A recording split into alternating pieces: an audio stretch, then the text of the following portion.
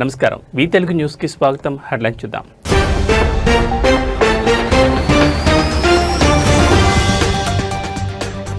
స్థానిక సంస్థల ఎన్నికల నిర్వహణపై హైకోర్టులో విచారణ. ఎన్నికలు ఎప్పుడు నిర్వహిస్తారో స్పష్టం చేయాలని ప్రభుత్వానికి ఈసీకి ఆదేశం.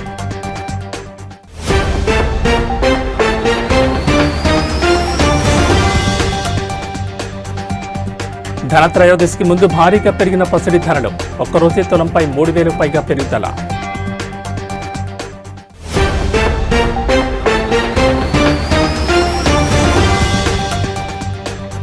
నంద్యాల ప్రభుత్వ ఆసుపత్రిలో క్రిటికల్ కేర్ యూనిట్కు శంకుస్థాపన. ముఖ్య అతిథిగా మంత్రి ఎన్ఎండి ఫరూక్ హాజరు.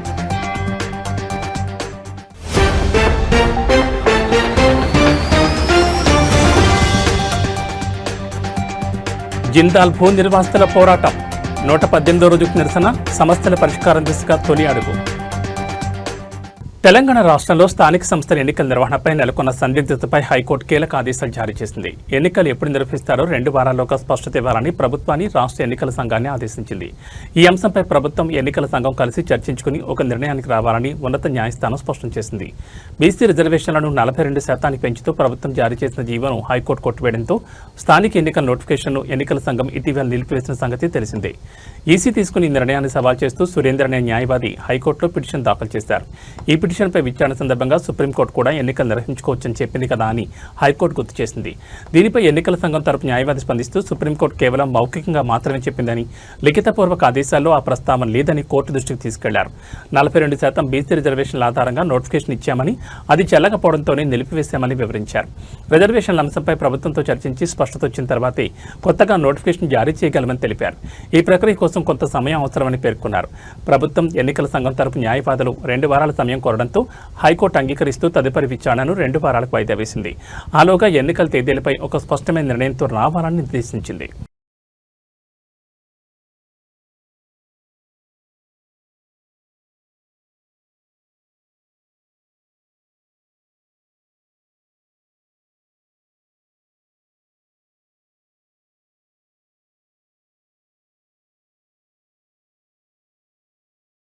పండగ సీజన్లో బంగారం కొనుగోలు చేయాలనుకునే వారికి ఊహించని షాక్ తగిలింది. ముఖ్యంగా ధనత్రయోదశి సమీపిస్తున్న వేళ పసిడి ధరలు ఒక్కసారిగా ఆకాశానంటాయి.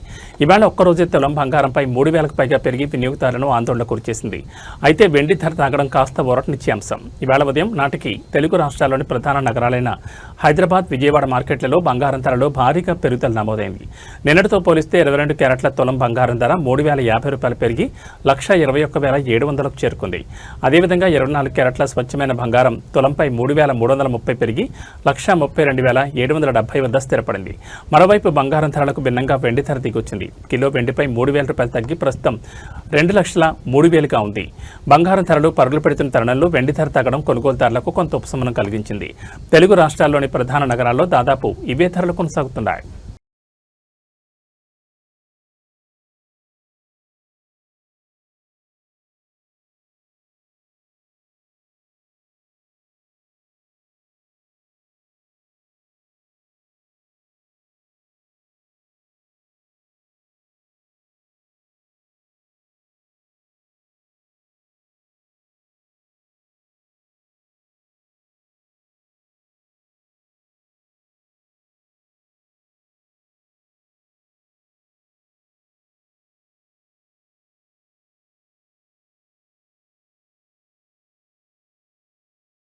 తెలంగాణ రాష్ట్రంలో బీసీలకు 42% రిజర్వేషన్లు అమలు చేయాలని డిమాండ్ చేస్తూ ఈ నెల 18వ తేదీన తెలంగాణ బీసీ జేఏసీ ఇచ్చిన బంద్కు తెలంగాణ సగర సంఘం రాష్ట్ర కమిటీ సంపూర్ణ మద్దతు ప్రకటించింది. ఈ సందర్భంగా ఉప్పరి శేఖర్ సగర్ మాట్లాడుతూ రాష్ట్ర వ్యాప్తంగా నిర్వహించనున్న ఈ బంద్ ద్వారా బీసీల చైతన్యాన్ని ప్రదర్శించాలని పిలుపునిచ్చారు. 42% రిజర్వేషన్లు అమలు చేయకుండా స్థానిక సంస్థల ఎన్నికలు నిర్వహిస్తే సహించేది లేదని ఆయన హెచ్చరించారు. రాజ్యాంగ సవరణ ద్వారా చట్టబద్ధంగా రిజర్వేషన్లు అమలు చేయాలని డిమాండ్ చేశారు. రాజకీయ, విద్య, ఉద్యోగాల్లో జనాభా ప్రాతిపదికన రిజర్వేషన్లు కల్పించే వరకు తమ ఉద్యమాన్ని కొనసాగిస్తామని స్పష్టం చేశారు. తెలంగాణ రాష్ట్ర వ్యాప్తంగా ఉన్న సగరులందరూ ఈ బంద్లో పాల్గొనాలని పిలుపునిచ్చారు. పార్లమెంటుకు అని చెప్పేసి పంపించి ఇక్కడ అసెంబ్లీలో చర్చ జరిపిన తర్వాత ఈ చర్చ తీసినటువంటి బిల్లు ఏదైతే ఉందో మరి గవర్నర్కు పంపించడం జరిగింది.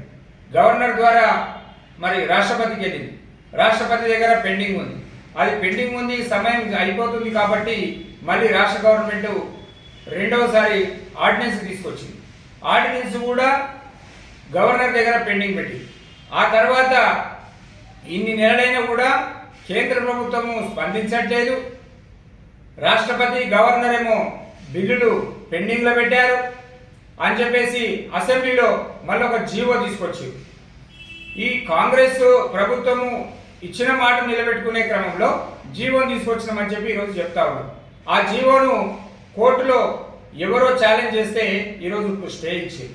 అంటే ఇక్కడ కేంద్ర రాష్ట్ర ప్రభుత్వాల్లో అధికారంలో ఉన్నటువంటి కాంగ్రెస్ బీజేపీ పార్టీలకు మరి వాదిస్తున్నప్పటికీ కూడా అవతల ఎవరైతే ఈరోజు బీసీలకు ఇన్ని సంవత్సరాలుగా కనీసం రిజర్వేషన్లు లేకుండా అన్యాయానికి లోనవుతున్నటువంటి సమాజాన్ని ఈ సమాజంలో సమానత్వం కోసం మరి బీసీలను కూడా అవకాశం కల్పించాలని చెప్పేసి ప్రభుత్వాలు ఒకవైపు నటిస్తూనే మరోవైపు ఇంకా వాళ్ళ కొన్ని సామాజిక వర్గాలు ఈరోజు ప్రధానంగా ఈ రాష్ట్రంలో రెడ్డి సామాజిక వర్గానికి సంబంధించినటువంటి మాధవరెడ్డి ఎవరు? ఈరోజు ముఖ్యమంత్రి గారు ఒక రెడ్డి సామాజిక వర్గం చెందినటువంటి గౌరవ రేవంత్ రెడ్డి గారు వారు వేసినటువంటి జీవోను ఛాలెంజ్ అదే కమ్యూనిటీకి చెందినటువంటి మాధవరెడ్డి ఎట్లా చేస్తాడు? అంటే ఈ రాష్ట్ర ప్రభుత్వము చిత్తశుద్ధి ఉంటే మాధవరెడ్డితో ఎందుకు మాట్లాడలేకపోయింది? పార్లమెంటులో నంద్యాల పట్టణ ప్రజలకు మెరుగైన వైద్య సేవలు అందించాలనే ప్రభుత్వ సంకల్పంలో భాగంగా స్థానిక ప్రభుత్వ జనరల్ హాస్పిటల్ ఆవరణలో నూతనంగా ఏర్పాటు చేయనున్న క్రిటికల్ కేర్ యూనిట్కు రాష్ట్ర న్యాయశాఖ మైనార్టీ సంక్షేమ శాఖ మంత్రి ఎన్ఎండి ఫరూక్ ఈరోజు ఘనంగా శంకుస్థాపన చేశారు. ఈ సందర్భంగా మంత్రి ఎన్ఎండి ఫరూక్ మాట్లాడుతూ అత్యవసర చికిత్స అవసరమయ్యే రోగులకు మెరుగైన వస్తువులు, ప్రత్యేక చికిత్సలు ఇక్కడే అందించడానికి ఈ యూనిట్ ఉపయోగపడుతుందని తెలిపారు. దీనివల్ల స్థానిక ప్రజలు మెరుగైన వైద్యం కోసం ఇతర నగరాలకు వెళ్లాల్సిన అవసరం తప్పుతుందని వివరించారు. త్వరగా ఈ క్రిటికల్ కేర్ యూనిట్ను పూర్తి చేసి ప్రజలకు అందుబాటులోకి తీసుకురావాలని అధికారులకు దిశానిర్దేశం చేశారు.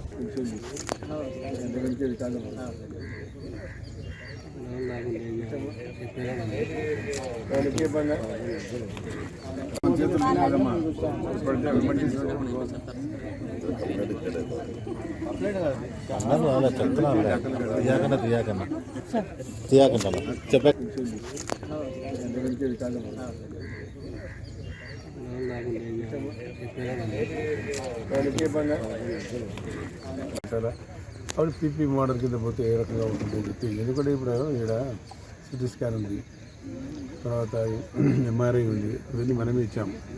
నేనే ఇచ్చాను, అప్పుడు తీసుకొచ్చి పెట్టాము. ఎందుకంటే మనం రాజకీయ శాశ్వతం కాదు, ఉంటాయి పోతాయని ముందే అన్ని తీసుకొచ్చి కర్నూలు కానీ, నెంగా కానీ, మచిలీపట్నం కానీ, అదేవిధంగా విజయనగరం కానీ చాలా వరకు నాకు వర్కునేంత వరకు అన్నీ పర్చేజ్ చేసి ఫిలిప్స్ మంచి కంపెనీ తీసుకొచ్చి పెట్టాం. అది పీపీ కింద నడుస్తున్నాయి కదా, మీకు అందరూ తెలుసు. కాబట్టి హాస్పిటల్ కూడా వస్తే పీపీ కింద ఉంటే వాళ్ళు మెయింటైన్ చేస్తారు. కమ్యూనికేషన్ ఉంది, ట్రాన్స్పోర్టేషన్ చూస్తున్నారు. రోడ్లు ఇంత బ్రహ్మాండంగా ఉన్నాయి. రోజు నేను అనుకున్నా కొన్ని వేల వెహికల్స్ వచ్చినాయి. అయితే క్లియర్ అయిపోయినట్టే రోడ్లు బాగున్నాయి కాబట్టి బాగా ట్రాన్స్పోర్టేషన్ బాగా పెరిగిపోయింది, లాజిస్టిక్ బాగా పెరిగిపోయింది కాబట్టి క్లియర్ అయిపోయింది. లేకపోతే ఇంతకుముందు గతంలో చూసాము, ఇంతమంది జనం వచ్చి పోగైతే బయటికి రావడం తెల్లవారేది. అట్లా ట్రాఫిక్ అంతరాయం లేకుండా జరిగినాయంటే దీనికి కారణం రోడ్లు బాగున్నాయి కాబట్టి అది పీపీ కింద జరుగుతున్నాయి. ప్రాజెక్టు కూడా మన దగ్గర డబ్బులు వసూలు చేసి వాళ్ళు ఎక్కడైతే మెయింటైన్ చేస్తారు. అదే ప్రభుత్వం మెయింటైన్ చేసి వదిలేసి అయితే ఉంటాయి. సంవత్సరంలో ఈ వర్షాకాలం అయితే అన్ని డ్యామేజ్ అయిపోయి మళ్ళీ చేయాల్సి వస్తుంది. ఆ రకంగా దీన్ని అభివృద్ధి చేయాలనుకున్నాను. నేను అంతకుముందే మినిస్టర్గా ఉన్నప్పుడు దీన్ని హాస్పిటల్ గారు ఇంకా ముందుగా దాదాపు 45 సంవత్సరాల ముందు నేను దీనికి ఏమున్నాయి, ఇక్కడ పాకలు ఉన్నాయి,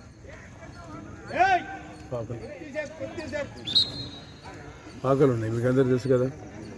దాన్ని రెనోవేట్ చేసి అప్పుడు మంత్రిగా ఉన్నవారిని ముఖ్యమంత్రిగా అల్లుడూరు వెంకటేశ్వర గారు ఉన్నప్పుడు దాని దగ్గర ఎస్ఆర్బీసీ వరల్డ్ బ్యాంక్ ఫండ్స్లో ప్రజలకు అభివృద్ధి కోసం కార్యక్రమాల కోసం, సంక్షేమ కార్యక్రమాల కోసం నిధులు తీసుకొచ్చి ఇక్కడ పెట్టి 14 లక్షలు ఆ రోజుల్లో 86-87లో తీసుకొచ్చి ఇక్కడ పెట్టాం.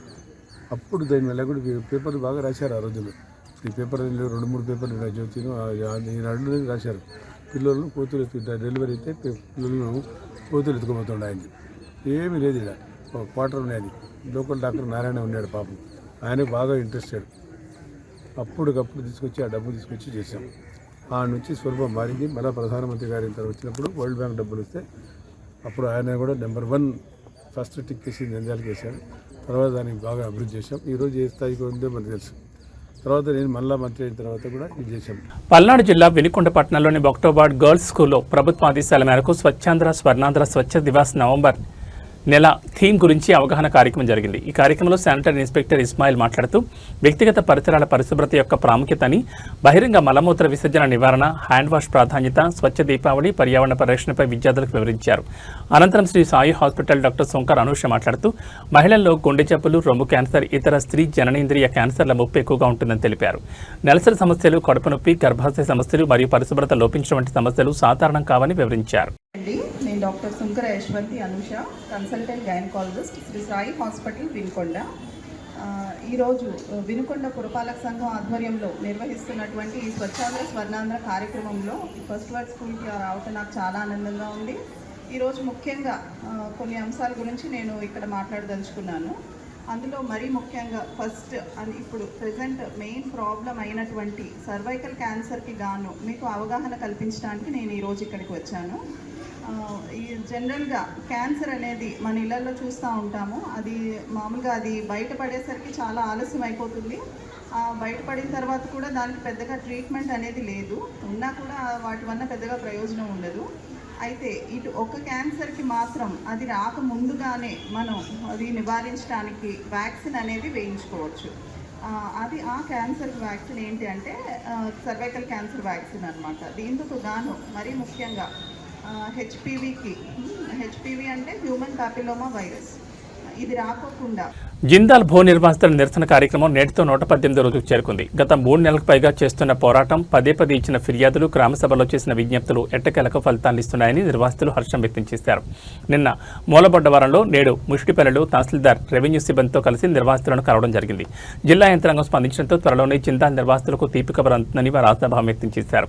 అంతేకాకుండా దేశ రాజధాని ఢిల్లీలోని జంతర్ మంతర్ వద్ద కూడా నిరసన తెలిపారు. ఈ నిరంతర ప్రయత్నాలకు ప్రతిఫలంగా జిల్లా యంత్రాంగం స్పందించి సమస్యల పరిష్కారం దిశగా అడుగులు వేయడంపై నిర్వాసితులు హర్షాతిరేకాలు వ్యక్తం చేస్తున్నారు. తమకు న్యాయం జరిగే వరకు, తమ భూములు తిరిగి అప్పగించే వరకు నిరాహార దీక్షలు కొనసాగుతాయని, అవసరమైతే పోరాటాన్ని మరింత ఉధృతం చేస్తామని నిర్వాసితులు స్పష్టం చేశారు.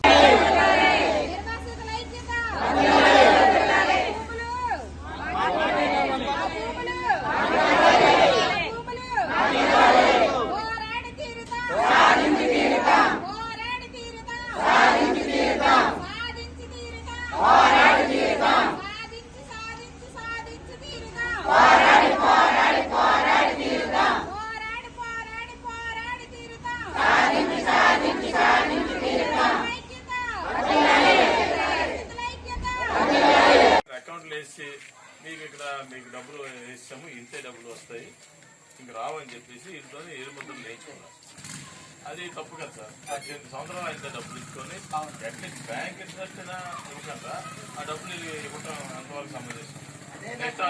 చాలా మంది ఏమనుకున్నారు, మనం కలెక్టర్ గారు డబ్బులు ఇచ్చారు కదా, కలెక్టర్ గారి ద్వారా డబ్బులు మనకు రావాలి కదా, మీరు ఇచ్చేటట్టు అయితే ఇంట్రెస్ట్ ఏదో వేసేది కదా అని చెప్పి కొందరు అనుకున్నారు. అది సార్ ఇప్పుడు ఉద్యోగాలు వ్యవస్థ సార్, ఉద్యోగాలు ఇచ్చారు సార్.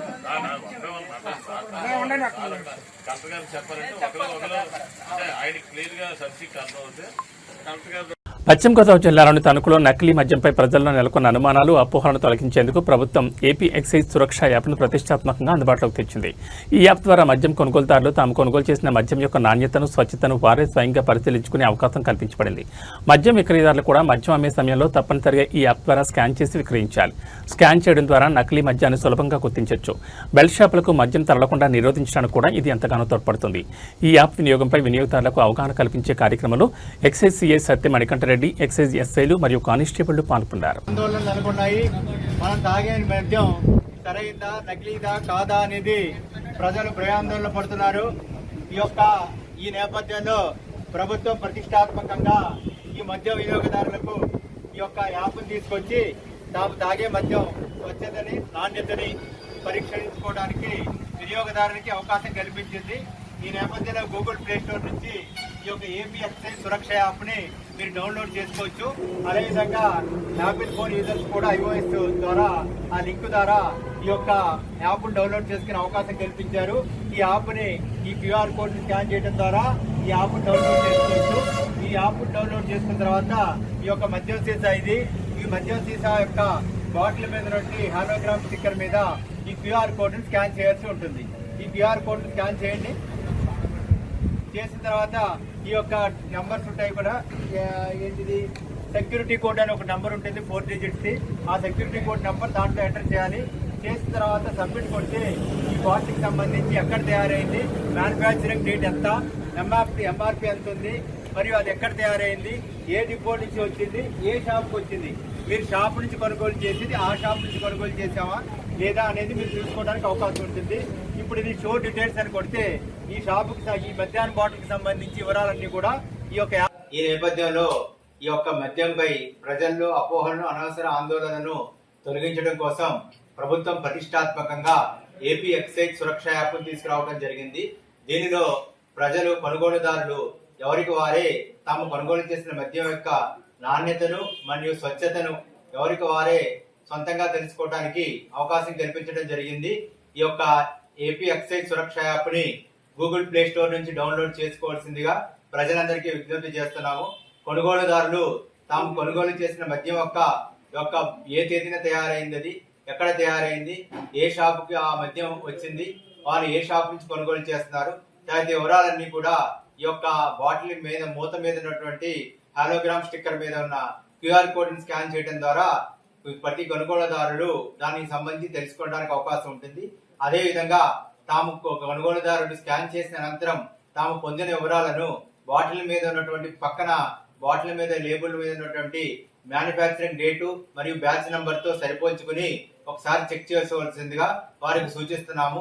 ప్రజలందరూ కూడా ఎటువంటి భయాందోళన లేకుండా తాము కొనుగోలు చేసిన మద్యాన్ని యొక్క నాణ్యతను వారే ధృవీకరించుకుని వారు ఎటువంటి భయాందోళనకు గురి కాకుండా మద్యాన్ని స్వీకరించవచ్చునని ఈ సందర్భంగా వారికి హామీ ఇస్తున్నాము. అదే కాకుండా పల్నాడు జిల్లాలోని వినుకొండ పట్టణంలో ఒక వివాహ కార్యక్రమంలో జగనన్నకు సంబంధించిన పాటలు ప్లే చేయడంతో పోలీసులు డీజే నిలిపివేశారు. ఈ సంఘటనపై పలువురు పోలీసులు తీరుని విమర్శిస్తున్నారు. నిర్వాహకులు మాట్లాడుతూ జగనన్న అంటే భయం అనుకున్నాం, కానీ ఆయన పాట విన్నా కూడా కూటమి ప్రభుత్వానికి భయమే అని వ్యాఖ్యానించారు. పెళ్లి వేడుకల్లో పాటలు, డాన్సుల కోసం కూడా అనుమతి అడగాలనే విధంగా పోలీసులు దౌర్జన్యం చేస్తున్నారని పలువురు మండిపడ్డారు. పోలీసులు కూటమి ప్రభుత్వం కోసం మాత్రమే పనిచేస్తున్నారని, సామాన్య ప్రజల పనులు పట్టించుకోవడం లేదని విమర్శలు చేశారు. రాజకీయాలకు అతీతంగా పోలీసులు వ్యవహరించాల్సిన అవసరం ఉందని, వ్యక్తిగత వేడుకల్లో జోక్యం తగదని అభిప్రాయపడ్డారు.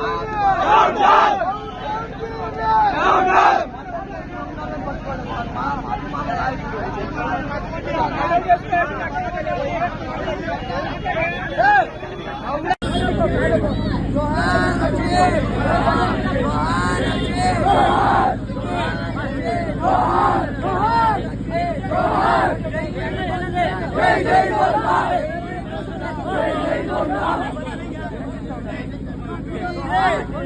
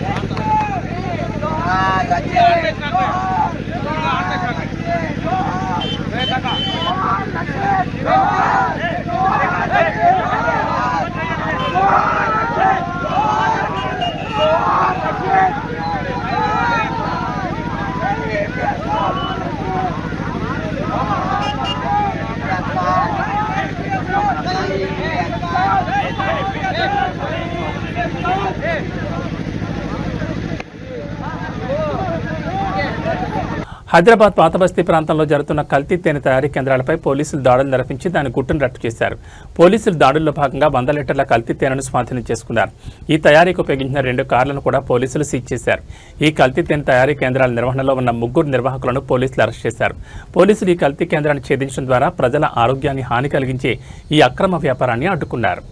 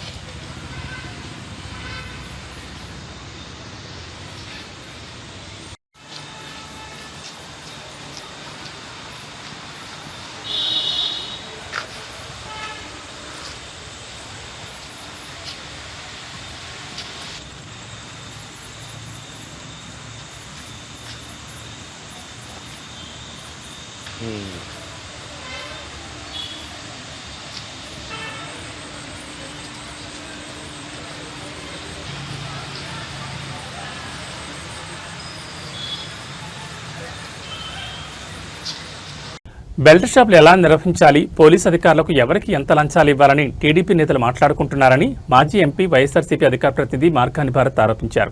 బెల్ట్ షాపులు నడపడానికి బాండ్ పేపర్లు రాసుకుని మరీ చర్చించుకుంటున్నారని ఆయన పేర్కొన్నారు. చట్టవిరుద్ధమైన కార్యకలాపాల గురించి చర్చించుకుంటున్న ఈ టీడీపీ నేతలపై ప్రభుత్వం తక్షణమే కేసులు నమోదు చేయాలని మార్కాని భారత్ డిమాండ్ చేశారు.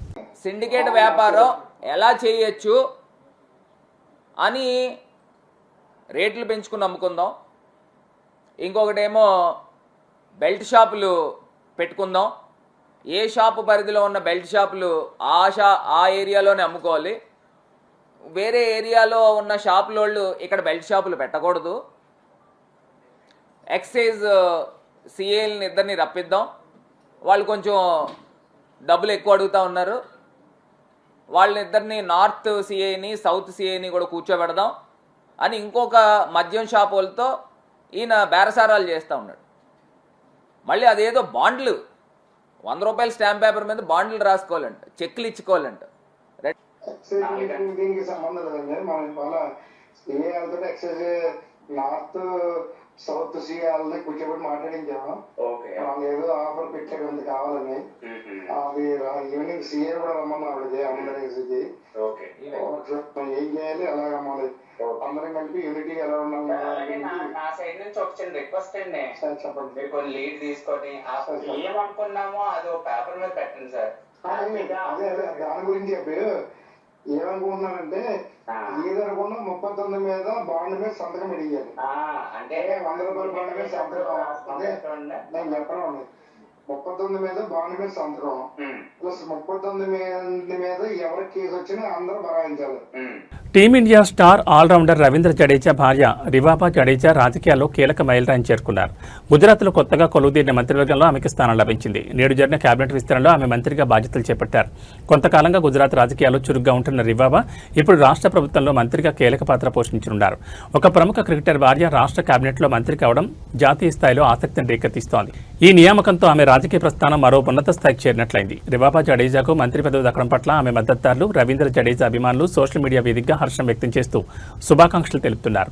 క్రీడా నేపథ్యం ఉన్న కుటుంబం నుంచి వచ్చిన వ్యక్తి రాజకీయాల్లోనూ రాణించడంపై ప్రశంసలు కురుస్తున్నాయి.